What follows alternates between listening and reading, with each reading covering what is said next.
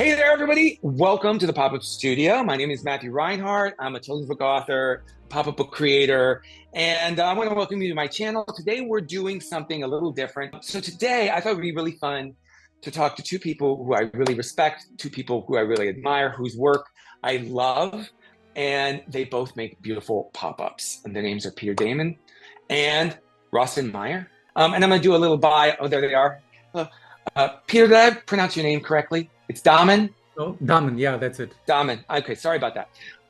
I get nervous when I speak quickly. Okay, so Peter studied communication design at the University of Applied Sciences in Dortmund, Germany, and ever since, he's been passionate about creating three-dimensional folding objects out of paper and cardboard. In 2010, when he published a short film on YouTube, we'll put a link down below to that video, showing his pop-up sculptures, millions of viewers at last began to see his gorgeous, intricate paper pop-up designs. Since then, he has worked on pop-up projects for MoMA, Netflix, Igesund Paper, the Jim Henson Company, and more. I mean, he's done all kinds of stuff, and it's gorgeous. In addition to the custom work that he does, he also creates paper art in his studio, and he says creating abstract white pop-up sculptures is his favorite, and I have to tell you, it's mine too. All right, my other friend, Roston, he is a designer, a paper engineer, and a publisher who creates pop-up books under the name Poposition Press, and I'm sure you've seen his work. He does amazing. He's actually, not only is he a pop-up book creator, he's a pop-up book publisher. So he works more specifically with contemporary visual artists, and he is self-published, which is amazing, 20 or more. It's more than 20 now, right? Pop-up books, more, cards. Yeah, pop-up book art prints since he started in 2013. And he was doing pop-ups even before that. Some of his published titles include which I love, the Keith Haring pop-up book, the Andy Warhol pop-up pop art book, the pop-up art book, which is a separate one, the Necronomicon pop-up book with Skinner, the artist Skinner, Pull Me Apart, an interactive sketchbook, Pop-up A to Z, structure study to creative design, and even more. So you can go to popositionpress.com, correct? Yes. And you can see all of this work. He is one of just a handful of people in the world that self-publishes pop-up books, entirely managing each project from design to production to marketing to distribution. He does it all. He's not like me, who sits in my studio, does my little book, and then, he does everything. So kudos to both of you. You're both amazing paper engineers and pop-up designers. So I think the way we're going to start this is I'm just going to have you each tell us a little bit about your journey to this point in your creative and professional careers. Should we start with Peter? Okay. Yeah. So tell me how you got started. I mean, we know during my studies, I studied graphic designer, like a classical graphic designer. But in one semester, we had to, this was the task, we had to build three-dimensional stuff from paper.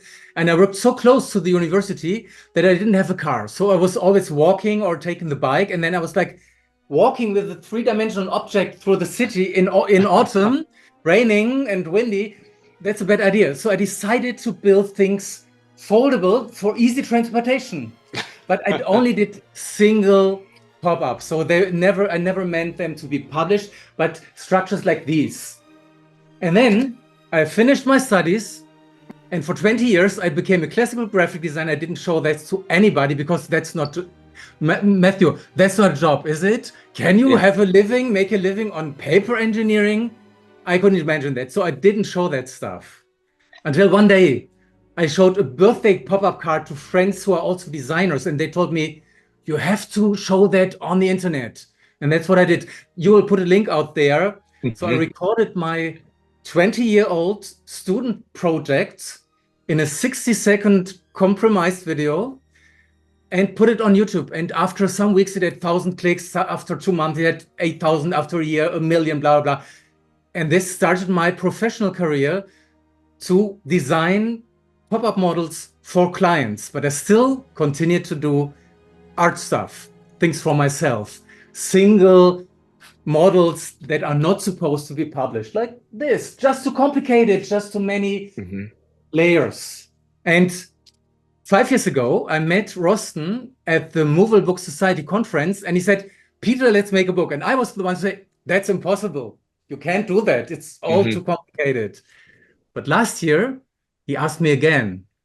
And so I started thinking if I could redesign, rework on my designs to make them, because I'm all over the years working for clients now made me also a professional paper engineer for things that are possible to be produced in large production runs. So of course, sometimes I have to limit myself to smaller objects. But sometimes making it producible makes it even more beautiful. So that's a design I made for the new book. That's stunning. And even if it's fewer elements, I consider it to be even more beautiful. And this is producible. Yes. This is almost what the story is that we are going to tell you, but I'm not gonna giving it away all right now. So maybe you want to continue, Matthew. Yes. Roston, why don't you begin and tell us a little bit about your journey to becoming a paper engineer? Sure. So I've been an art collector and fan most of my life. When I was in college, probably about 19 or 20, I had the idea of making a pop-up book with like a cool street artist, a comic book artist. I had no idea I would be the one to do that. I just thought that would be cool if somebody did that one day. Fast forward almost 11 or 12 years later, when I was in my early 30s, I befriended the comic book artist Jim Mahfood and asked him if I could make a pop-up book with his work. And he was like, I guess so. I had no idea what I was doing. And this is back in 2013. I made my first book, which was Pop-Up Funk. It was a 10-spread book. You bought a copy, Matthew? Yeah. I remember that's when we first kind of met. I asked you for some advice, I think, on bookbinding or something. And ever since then, I've been lucky enough to be able to work with my favorite artists, put out really cool pop-up books. I've started making prints and cards. And, you know, about 4 or 5 years in, it kind of transitioned to being my part-time thing into my full-time job. And now I'm one of 2 or 3 people in the world that are self-publishing, you know, pop-up books as a small press. And I've been super lucky to be able to work with all sorts of artists. And, you know, in some cases, I do all the engineering for a book.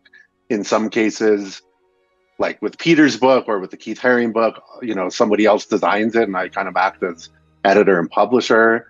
But I'm very happy to still be here making pop-up books in 2024. And with Peter's work, I think it's so unique and his work is so special that he deserves to have a book published. And that's why I asked him when I first met him years ago, hey, do you want to do a book? And, you know, fast forward to today and we're actually making a book happen. It's great. Yeah, and that's the one of the reasons why you guys are both here, because you all, and we're gonna we'll link it all down below and we'll show some video. So the reason why you're here too is to help promote this amazing book that's coming out, that you've already reached your Kickstarter goal with this upcoming title. But like we want to reach more eyes out there, and we want everyone to see this incredible work. And I admire both of you so much for, you know, I do a lot of mainstream work myself, like it's, you know, mainstream sort of like licensed characters and titles. There is a part of me that wishes I had more time to be able to work on this more fine art. And it's that both of you do. Both of you get to either work with, like with you, Roston, you get to work with all these incredible artists. Maybe one day we will work. We will work together at some point. And then Peter, like the expression of your work coming out in this book is like to see these incredible structures come to life for anybody, for it to get into their hands. And I want to make that easier for others to do that. So I admire both of you so much for the work that you do. Thank you for doing this, Matthew. So I know that when I did this video, you know, that video that I published in 2010, you can, on YouTube, when you have a certain number of clicks, you can see where people rewind it and want to see it again. And one of those sculptures is actually in the book. So this is one of the most beloved. I know that because of the statistics that you can see on YouTube. Yeah. People could, until today, they could only see it on a screen. And Roston now makes it possible that we can have it in a book. So people are not supposed to watch this online, but they can get their personal copy. And that's, Matthew, you know that, and Roston, you know that too.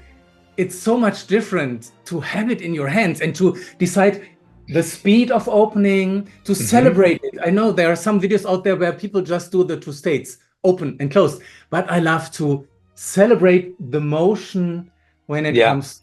So, and from every angle, seeing it from every angle, and you're very much right.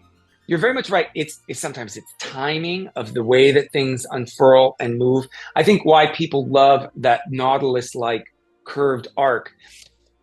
Paper is a flat, two-dimensional object. You know, there is depth. There is actually depth, but it's so infinitesimal that you don't appreciate it as such. So to see it curve beautifully, and I think one of the things personally that I enjoy so much about your work is it's not always the structure, it's the negative space with the structure. You cut up the structure so that we can see the air between. So I appreciate that so much and love it. Well, like here, of course, people see cubes, but actually you're absolutely right. It's the negative space that's covered by those small strips of paper, but it makes the volume visible. You're totally right. And I love to celebrate things. And I know, Matthew, I admire your work too. You know that. But sorry for including a but this is with stories. So we always have those transformers and transition, and wow, how did you do that? I'm never trying to tell a story. No, not with clients' projects. I always have to try a story, but with my own art, I just can look at the structure, and you can dive in, so see what it does, and then. But the structure is the story. The structure is the story, and it allows the reader or anyone who's enjoying the work, they get their own feelings from this work. There isn't, like with what I do. Oftentimes I'm guiding someone through a universe or driving through a story or a character or whatever. And it's very on the nose. No, but it's very on the nose, and it's very, it's representative. This is anything. Sorry about that noise if you heard it. That was someone is at the front door. You're allowing the reader, the viewer, to make their own stories, feel whatever they feel from that. When I see that structure opening up, there's all different kinds of things that I feel. Well, I'm of course amazed at the unison of everything moving together, but yet seeing the spaces between. And there is something about the way that structures appear on the page. Sometimes they, like with the arc, it reverts into itself. And there's all kinds of ways that we can interpret that. All right, so I think, could we show the video? Do you think? So, do you think someone could share? One of you guys share that video with? Yeah, I can do it. I've got it. Oh, here it is. So that's the object I just told you, and here's one of my favorites. This is the spiral, and you see me creating it because it's all handmade in the first place, and even the production of the book, there is a lot of handicraft work involved. And I see the final object. That's the first double page in the book. And this is already, now I'm turning pages of the book, the first that we have, like a production sample. And I'm explaining that it's so different to have it in your own hands. And Roston makes it possible, because when I do it for me, I just have one copy and I can show it on the internet. That's what I did.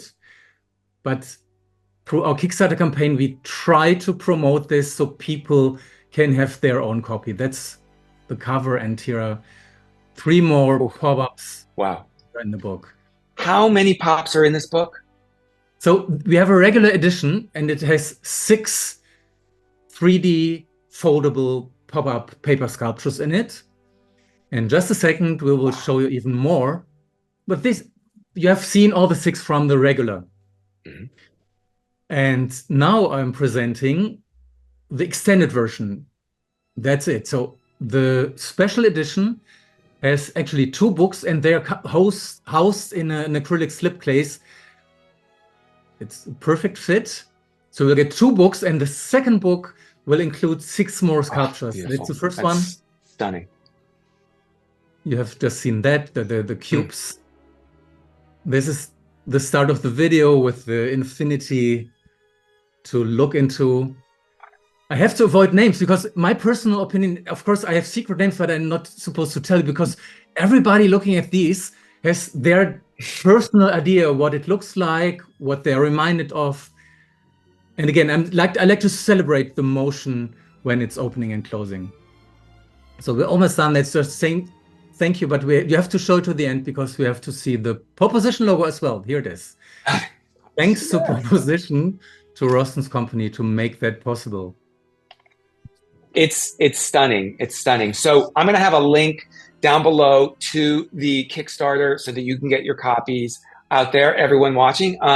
Like I said, there's different versions. There's the standard version, and then there's the limited edition that has the extra pops. And they're gorgeous. Every once in a while, when I do books, I do get to do a limited edition, but I don't get to do that many. So I'm so jealous. But I'm so excited for you making these beautiful structures happen on the page. So, okay, we sort of talked about how this project began. You're working in your process, Peter, and the same with you, Roston. Well, where do you get your initial inspiration? Roston, do you want to go first? Yeah, I mean, as you can see, behind me, I've got a collection of 300 or 400 pop-up books, a lot of your books, Matthew. So, I do get a lot of inspiration from other paper engineers, other pop-up books, but also just from being an art collector and kind of being in the world of art. As far as something like, Peter's work, I've just always admired his stuff. And, again, like really thought this is a book that deserves to exist. And, we figured out how to make it happen. I think Peter can talk a little bit about how we got to the point of taking his, bigger sculptures and getting them to a book format and making all that work. And it took probably over 6 months, right? Just for the design part. Yes. So yeah, we've been working on this for almost a year at this point. And that's really Peter doing re-engineering everything. And I'm kind of just saying, that's amazing. It's not like recycling old stuff.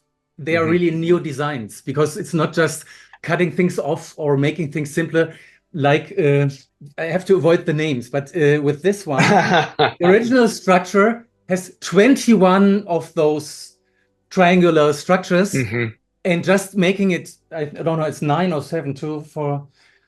I made, don't know, 15 different versions until I was satisfied, tweaking things to make it look still interesting. So these are original pop-up sculptures in themselves, and some of them are entirely new. So it's not just things people know from the internet. Some of them are like this one. This is an entire new design. It's gorgeous. And thank you. And it's like when I'm working on abstract objects, you ask me for inspiration. Very often, paper is the inspiration. I start to build things in an easy state, and then it's just exaggeration. I try to go wild, to do more and more. Like if it's working in one round, let's do 2 or 3 or 4 in this case. I even made 7, but it didn't look right. So I went back to 4 because you always have to control what you're doing. So in my process, it's an iterative process, doing another model, hoping it will be the last one, deciding, no, I'm not there yet, and doing another one. And so I'm ending up with 12, 14, sometimes 20 models until I like all the details. Do you ever look at, like, out in the world, are you looking at structures that you see, even if they're architecture or whatever, that you go, there's something about that? Does that sort of thing? Because I find that sometimes I see a lot of things that inspire me out there, whether oftentimes it's how mechanical things work. Oh, yes. Yes. The way things come together. Now, I talk about my, collecting Transformers after all these years, but they've helped me a lot when I see that the way things pack away, the way things, not that I can do the same things that they do, but I love to watch how mechanical things work, because oftentimes that informs some of the way that I approach things. Because if I see something that has a lever that pulls something up in another way and something else pushes up, those kind of things are really exciting to me, because I say, how can I apply that in some sort of paper structure? And I admire your art, because this is often so complicated that it really blows my mind. And I'm like, how did he do that? I'm a little more on the other end of the scale, because I'm when I'm going too wild, I very often go back to simplicity because there is nothing hidden.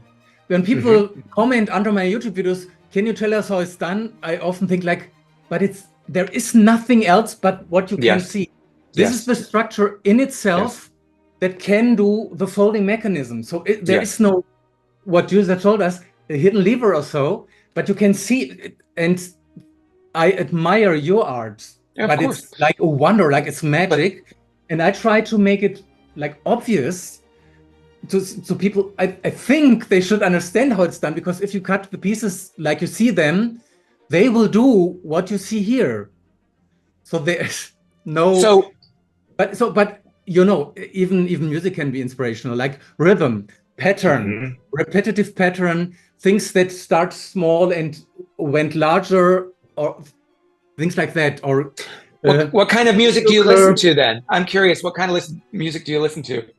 Oh, while you're doing something like that. I'm not very specific, but when I'm working, it has to be without words. Otherwise, I will follow the words and no longer focus on my work. So it's a lot of instrumental music, but it can be classical music or pop music in a different language that I don't speak. So that's smart. That wouldn't distract me too much. I hear a lot of like soft jazz. Yeah. Not the free jazz stuff that would distract me too much, but like dinner jazz, things like that. Yeah. See, because I'm on the other end where I can listen. Well, I can listen to a lot of different things. In fact, I listen to a lot of I'll listen to YouTube stuff that's trashy. I will listen to audiobooks because I feel like right now I'm doing some research about Egypt. And so I'm in Vikings. So I'm trying to learn about those things in the background. And especially if I'm working on a project, especially if I'm doing that thing right then. So if I was making a Viking ship, listening to that really helps me. Or I listen to a lot of electronic music and pop music from the 80s on up to now.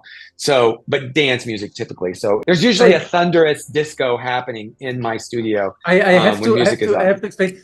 It depends. When I'm planning things, I cannot listen to music, but you're right. Of course. The moment I start building stuff, I can listen to audiobooks, the radio, the news, whatever it is, because then I just have to build it with my hands. But the moment I'm trying to figure out how it works, I couldn't follow the story, or I would only follow the story, but get lost in what I'm doing.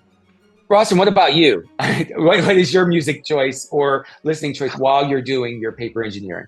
Lately, a lot of lo-fi beats, classical, but not crazy, like chilled out classical. I'm also a metalhead at heart, so I do listen to metal, but last year or two, lo-fi beats almost all the time. It's just kind of in the background. It's not too distracting. That's a good thing. I've been recently doing a lot of those, listening to also that very calming, sort of, it's almost like a spa music in the background at times. Yeah.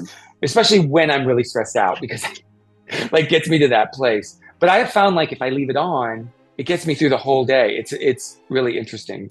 So the lo-fi stuff I totally get. Okay, so the process, this is the next thing. So we talk about what we listen to or whatever, but process-wise, when you start paper engineering, I'll start with you, Roston. Are you starting from scratch? Do you use templates to kind of get yourself going? Or do you start with the just initial, it's rough paper? What do you, by hand, how are you designing it on? Some people design three-dimensionally in the computer and then they pull it out. What is the way you start? So, most of this stuff that I do is based off of existing artwork. I have done a couple books where all the art was created during the process of the book, but the majority of the things that I've done are take Andy Warhol's banana and figure out how to make a pop-up. So, I'm kind of looking at other pieces, other pop-ups as inspiration. So the banana ended up being slice form. So I knew that's what I wanted to do. So I kind of in a way, I'm almost working backwards compared to a lot of other paper engineers. I know you build things with all white paper, maybe some sketches on there, but there's not really any artwork when you start building something out. So for me, I'm basically using the artwork and tweaking it alongside the paper engineering as it goes on. And then as far as templates, I've done enough stuff now where for the most part, I can kind of look at something else that I've done or something else in my collection and kind of figure out how to do something. I do try to keep things a little more simple because I feel that whole part of paper engineering where you are making 15 or 20 revisions, iterations of something, as you guys both know, it's overwhelming. And what you think is going to take you a week to finish, you're like still working on it 2 months later. So, you know, over the years, I've learned to kind of like simplify things. And I've also found that the general public or people that are buying the books, unless they're pop-up collectors, they don't notice the difference between something that's just 2 or 3 layers on a background compared to something that's 40 pieces or something. So it's kind of like a fine line to walk between, you know, the wow factor of complexity and just the wow factor of cool artwork. That's kind of how I look at it. That's the way I have a problem when I'm just designing stuff. I can go overcomplicate because I'm making this thing and I want it to do 8 billion things, but it is nice to be able to pull back. I've been doing a little bit better with that. There are some things that I've designed. I always feel like, you know, there are failures and there are successes in your creative journey or whatever you're creating these books, and some things that like they really work and then other things they don't. But I'm glad for those failures. You learn that, okay, I'm not going to get that complicated again when I do that sort of thing. And so they're just like, they're part of the evolution of what you do. So I really admire that, you know, you've learned how to streamline better than I have. So that's, I mean, for me, that is my big issue. I want to overcomplicate stuff. And sometimes it's like, you don't need that. It's the essence of what this thing is. You need nothing more. So what about you, Peter? You already started really smiling because I'm working both worlds, because some of my even clients projects ask me to do one of a kind, like I did for Netflix. So I could go crazy on an entire dream fair fun park with a roller coaster and carousels and a Ferris wheel. Work on this for 5 months just on one project, but it's the most complicated thing with more than 1,200 pieces or so. Yeah. But I knew all the time it would never be produced in series. Actually, we made 2. I have one in my office here, and I sent out the other one to the film company. And then on the other hand, I know the other process, like when I'm doing cards for a card production company, I'm sending my stuff to the team and they say, we love it, we buy it. And then 2 months later, I will get, Peter, can you make it simpler? It will be too expensive, we cannot produce it. Mm-hmm. And I make a Christmas tree with, don't know, 30 branches. And it ends up being a Christmas tree with 5 branches. Just for production restrictions. And so I don't know both worlds. And what Roston just said, I also know when I'm doing things like architectural models, it's just the same like backwards engineering. You know how it will look in the end, and then you have to go backwards to make it happen as a pop-up. So like the white stuff that I showed you, that's my personal things. That's the reason I love that so much, because that's moving forwards. Starting simple, and then just like you, Matthew, making it more complicated, more complex, higher, bigger, more layers, more structurized. But as I said, usually it's not supposed to end up in a book. It's supposed to end up like an art piece for an exhibition or just for my personal pleasure. And now going just a few steps backwards to make producible, that was a completely new experience, because usually I start in the design process already with, in Germany, we have a saying like, you have a scissors already in your brain, so you don't even dare to do something that's out of the box. So usually I have to restrict myself to what's doable. But with all these pop-ups in our new book, it didn't start that way. It was just like, let's just create a nice motion and let's see how I can make it to be still producible, but still to transport my idea of motion, rhythm, structure, lighting, sculpture, and things like that. No, excuse me. So your beginning prototype, how rough is it? Is it super rough? It's so rough that I'm not daring to share it on a screen. It's just for me personally. It looks really. When we have a personal conversation that's not streamed online, I will share, but I would never dare to share this with an open audience, because other people than you guys, they won't understand. You will immediately see, that's where it's going. I see what the movement does. But for me, when it's working, that's good. I don't make it beautiful. I don't just bring it to work. And then I'm super happy. And when I'm showing it to friends, they're always like, I don't see where is it going. And even the next to last piece, people won't understand because my rough models are rough. Yeah. Do you, because I find that when I'm designing like something, when I'm designing a structure or a scene or whatever, there's a main, for some of the things I do, there's like a main primary structure that powers everything. And then there are other things that work off of it. So for example, right now I'm working on something that I can't talk about. There is a big main structure that is going to be going upwards and outwards and forwards. And so I'm worried about it at this stage. So it doesn't look anything like what it will look like in the end. But it's like just making sure, okay, can I make this structure move this way, and this way? And then I'll rebuild it with a little bit more sculpting to make it do what it's supposed to do.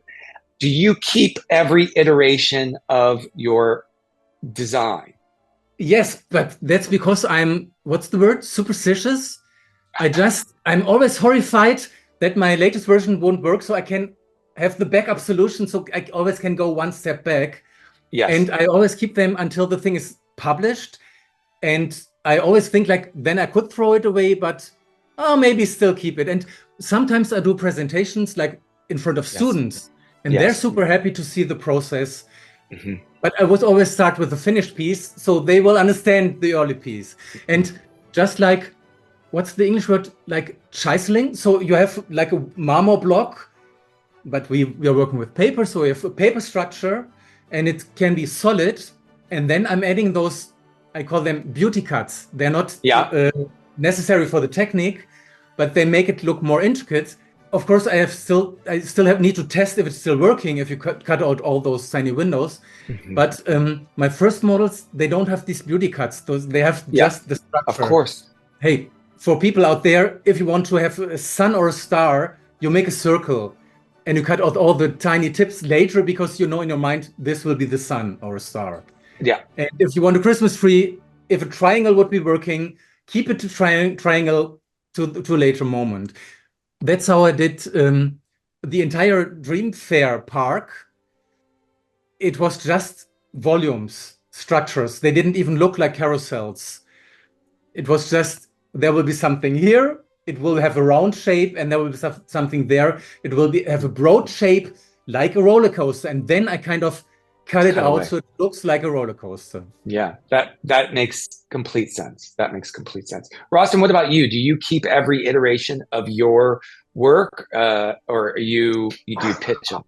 I used to, but over every couple of years, I'll go through my boxes in storage, and like if I have 20 versions of the Cthulhu from the Necronomicon book I did, I don't really need all of these, so I usually throw out about half of them or so. Keep the best ones. I have a couple projects that I'm finishing up now, and it's like I don't really need to keep this whole stack of stuff. So I'm gonna go through and I'll show you off camera something later too, like that. Yeah, that's I try to do that too. I mean, one of the issues I have is I get late. Like if I'm in a real crush with work, I may not be as good about putting that prototype back together again. Like I'm better now. Like I do it much better now. But there was a phase about 4 or 5 years ago where when I would take apart a dummy, I wouldn't put it back together again. I mean, I knew how it went together, and if I had to, I could put it back together. But if I was in a real crush, I wouldn't. And so there are a couple books that I have where the spreads, like especially the sketch prototype, is still in pieces, and I keep all the pieces. But like subsequent dummies, if I don't think that they're important to the story of creating that prototype or whatever, that pop-up, then I pitch it. Because otherwise I have all this stuff in storage. And, I've gone back and looked at things from past books, and I'm like, this is really ugly. Like, why would I ever want to show this to anybody? I know it's a part of the evolution, but like there's some that look better than others. And so you keep those ones that look, that for me, I keep the ones that I feel are more important, and then the other, sometimes they aren't. But I have made prototypes of pops that I love the engineering, but it doesn't work for the thing that I'm doing. So I'll keep that aside. As a matter of fact, like there's something right now, there's a couple things that always sit on my desk in a pile that I know I want to use for something. It may sit there for years. There's one pop, I think I did a video of it. I love the movement, but I never used it in a book. And it just does, you open it up and it's a hand that goes like this. It goes like this. It was made as a tutorial, didn't you? Yeah, make a tutorial I did a tutorial about it because it's my favorite pop I've ever done, but I've never had a need to do it. But there's elements that I use in other things. That's part of the reminder of like, you can get these movements, but I try to keep it nearby me in case I go, oh yeah, there's this. There was a, I don't want to talk too much, but there was a pop in a book that I did years and years ago, and it made like I wanted to use it for a crown or something, and I didn't end up using it, but later on I ended up using it in another book because it made a neat like rotation and 3D element. So, but you never know when some of those designs that you come up with might come back. And so that's why I try to keep them around. So we talked about your inspiration. We talked about process. The book is completed, so it's ready. So all it has to do is go into production. So Roston, could you tell us a little bit about that? Like, tell us about the production of the book. So Peter's turned in his perfect version of the book and templates, obviously. Peter, what do you create your templates for the pop-ups? So I'm asked that very often, and people say, oh, you have a computer, so you're using the computer. Yes, I do, but that's in the first place. So the first models are hand cut. But of course, when I have the, let me show you, the beauty cuts, I call them the beauty cuts of the spiral, why should I cut them out by hand? So I have a cutting machine to make it all perfect. And I have proof that my files, so I would cut it by hand, put it on a flatbed scanner, then using my hand cut model to create vector files in Adobe Illustrator, but you could use any other brands. I don't know. We're all Adobe hat, we're all but pushing Adobe. But CorelDRAW or whatever you have at home. Yeah. Affinity Designer, I think that could. There's a million different ones. Like I know another paper engineer that uses some other program because he won't use Adobe.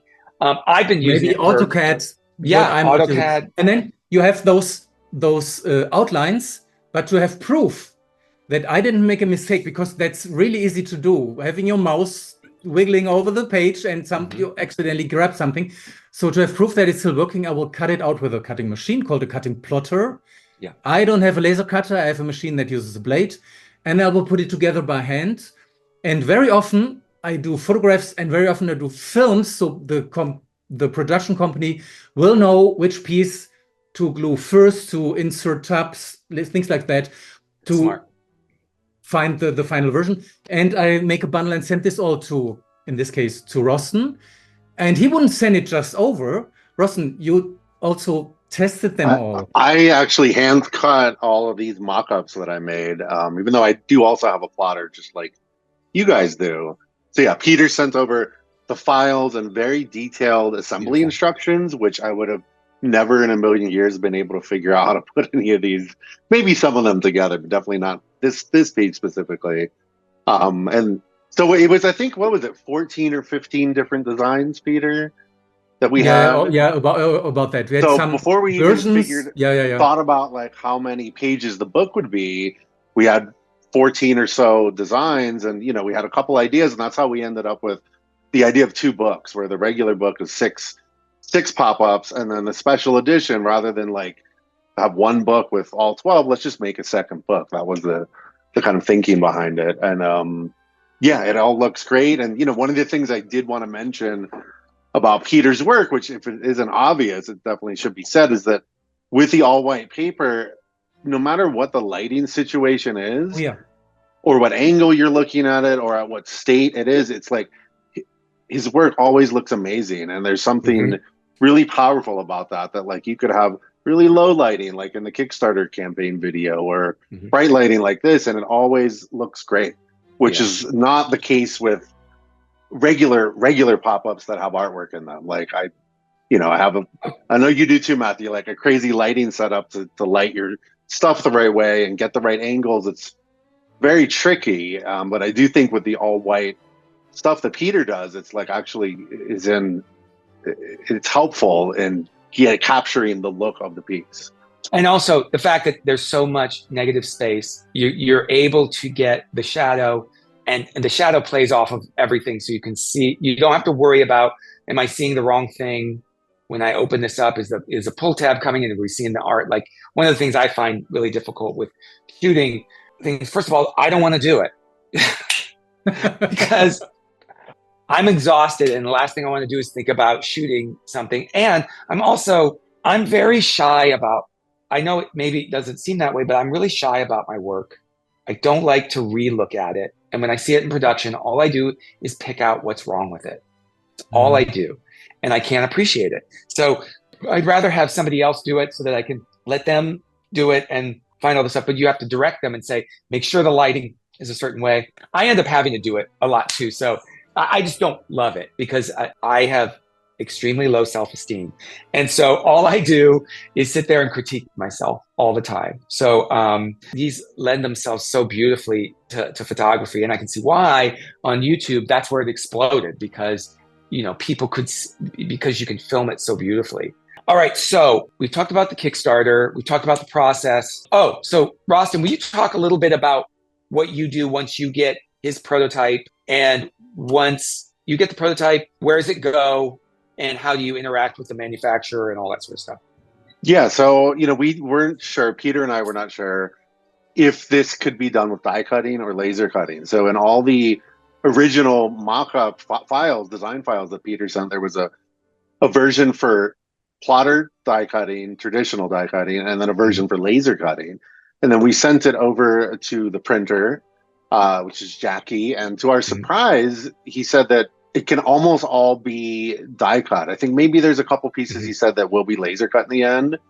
But, the first mock-up video that he sent, just first all white, it was like almost perfect and looked amazing. That was really, really nice, because with these really intricate cuts, they're pretty tricky to do with a die, but they're able to pull it off. And a die is, just for everyone out there who doesn't understand this part of manufacturing, a die is kind of like a gigantic cookie cutter that it is pressed onto the paper. Rather, I think it's pressed underneath in some instances, where it looks like a giant cookie cutter. There are two types of edges on the die. There's a sharp edge that cuts, and then there's a dull one that causes a score. So it's a fold line, a crease line. So imagine, everyone out there, the complex cookie cutter that you would need to punch out all of the beautiful pieces within this book. So imagine how complicated that is. And what they do to create that is they actually, I think they do use a laser cutter to at least cut the grooves where the metal for the wood. What they do is they make these grooves in this wood, this giant piece of wood, and then they put the metal, like a piece of metal that's sharp or dull, that follows it like a cookie cutter. So imagine how complicated that is then to press on there. So, but it's less expensive, right? And it's faster to do die cutting than laser cut. Is that right? Because laser cutting, they have to do it one sheet at a time. Yeah. And so imagine, even though it's super fast, it would take a long time to create the numbers. They're so beautiful. They do lots and lots of these. In fact, you see them a lot. I think are the laser cutter ones like those pop cards? What are they called? Love pop. Are those laser? Yeah, cut? I think most. I don't know. Some of those must be laser. Some of those are, I think, because they're so complicated. Small. Yeah. But what you're doing is much, much more complicated and much more. And there are different rules. Like if you do a design for a cookie cutter, for a die cutting tool, you cannot make, if you need slots, you can make just a simple cut. But if you need this with a space, the space needs to be, in the earlier days, it was 3 millimeters, which is huge. Now they can go narrow like 2 millimeters, but they will still, it's difficult. You have to recheck all your curves, all your models. With laser cutting, there are other restrictions because the laser will eat up a bit of the paper. It's really burning away. So all the shapes need to go a bit more outwards. So when the laser cuts it off, there's still enough of the material that you wanted to have. This doesn't matter if you're working in that scale, but if you're working in small scale, even a fraction of a millimeter counts. This is amazing. So do you guys have any last things that you want to talk about before we go today? Maybe one thing, because Rosston's idea was, if people would buy the 2 books, wouldn't it be nice to have them packed in a nice way? And he came up with an idea and already have received a wonderful prototype. It's not the final, but it's really close to the final version. So it will be in an acrylic slip case. It's gorgeous. It will be custom made. And okay, that's not a pop-up, but even it has matching designs on it. So yeah, oh, that's so cool. It comes into focus. It almost looks like nice. It's so beautiful. Like the presentation of it. I mean, yes, it costs more, but like you're getting this handmade. Well, people don't seem to understand too. Oh, people think that a pop-up is like there's some droid somewhere or something that is putting it all together. No, this is all handmade art that is being put together by skilled hand assemblers, not just anybody, because these people, I work with teams of different manufacturers. These people are highly skilled. We work back and forth with those teams. They often give me suggestions about how to make things better, how to make things work better. And so it's like highly skilled artisans putting this together, and it's in your hands. You have this piece of art, and it's really gone from Peter and Roston's hands to their very capable hands to yours in a book, and which I think is amazing. Oh, and it's limited, and it will be signed and numbered. So when the edition is sold out, that's it. So if you want to have one, get your chance now. Yes. Because if you decide in 3 years from now, that would be fantastic to have one. Yeah, then good luck to find one, because it's a limited edition. It'll probably be gone. Yeah. And then we should also mention that we did, take some of the designs and make some greeting cards. And, just by looking at some of the designs, you would think that the really more complicated ones like this, that's a really big structure, would not work in a smaller greeting card format. This is actually one of the designs out of the 12 that actually is reproducible as a card. And some of the other ones that you would think would totally work as a card didn't. So that was pretty interesting. Peter did that. He's the one that kind of scaled everything down, did the tests, but it was another one was this. This is another one of the 4 cards. You would think this couldn't work as a card, but it totally does. So yeah, we also have four greeting cards and a box set of cards that's available. And we'll have links to all this down below, so that anybody who's interested, you can go straight there and get them. Well, I think that's a great place to end our chat. So I want to thank you both for coming, and thank you, Matthew, for being so patient with my technical issues today. This book, the limited edition and the regular edition, they're gorgeous. The cards, they're gorgeous. So I want to say to everyone, if you're interested, there's links below. Please, go check them out. And it's a limited time only. Like, these won't be around forever. So this is the time to go and check them out on Kickstarter. Well, I want to thank you both. Do either of you want to say anything in closing? Just thank you, Matthew, for talking to us, for spreading the word. I admire your work, and thank you for giving me this platform to show my humble things. Yeah, thank you, and good luck with all your new projects. Oh, thank you. You're so kind. You are the stars. I'm just showcasing. Roston, and thank you, Matthew. Anything else from you, Roston? Just thanks to you, and there's not many of us that do what we do, and everybody that's watching this, if you're a collector, if you're just interested, I think it's important to say, like, we appreciate that you're interested in what we're doing, because it's a very niche, specific thing, even though the 3 of us are kind of doing it a little bit differently, but like we're all in the same world of pop-ups, and there's something to be said for an analog kind of handheld piece of art compared to a game or something digital. And we all lift each other. I think we all lift each other up with this work, because it's really special. Everyone approaches it in a different way. And everyone expresses themselves in different ways with paper and structure and mechanisms. So I thank you both, and I'm a forever fan. I thank you for coming on and talking with me, and I want to thank everybody for watching today. So, okay, everyone, I got to say this stuff because it's YouTube, okay? So on your way out, could you do us a favor and could you hit that like and subscribe button? It helps with the YouTube algorithm and it gets our videos out there. Feel free to comment. Tell me I'm boring. Tell me I'm not. Let me know about ideas for maybe future interviews. Maybe you guys could come back on. We could talk about more. We could talk about the process. You could actually show us. That would be really cool. So please, I love your feedback. I love you guys out there. Everything I do here on YouTube and we do is thanks to you. This is Matthew Reinhardt and Rosston Meyer and Peter Dahmen, all saying, be kind to a stranger, think creatively, and keep it popping. Bye, everyone. Thank you. Thank you.